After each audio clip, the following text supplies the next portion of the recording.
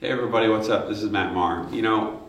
Doing local church ministry, when you kind of roll up your sleeves and kind of dive into ministering to people, you begin to see the struggles that both teens and adults face. And one of the things that I've seen firsthand is just the real stronghold that addiction can have over people's lives. And I remember one such story was the story of a young man named Tim. And he was part of our youth group, and he had a joy to his heart and his life.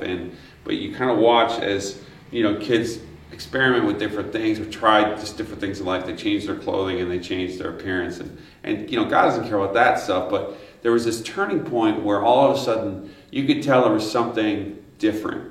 There was something that was really heavy on this young man's heart.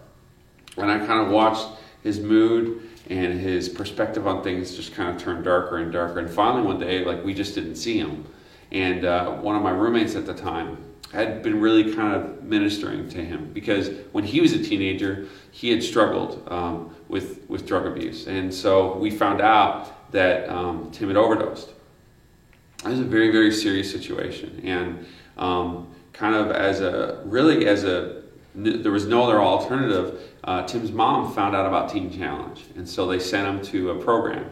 And I got an email a couple of weeks later from Tim out of the blue, and he just said, "Look, I just want you to know that your music's really helped me along the way, and but God has completely turned my life around." And so then it was a couple of months later. I was at my office at the church, and then the receptionist was like, "Hey, there's a young guy here to see you, Tim." And I walked out, and I was like, it took me a second because I didn't recognize him, because he looked completely different. And it wasn't so much, the fact that he cleaned up his look, because like I said, God doesn't care about that stuff. He cares about the inside. But it was joy. I could see joy on his face, and it's the only kind of joy that comes from knowing the Lord.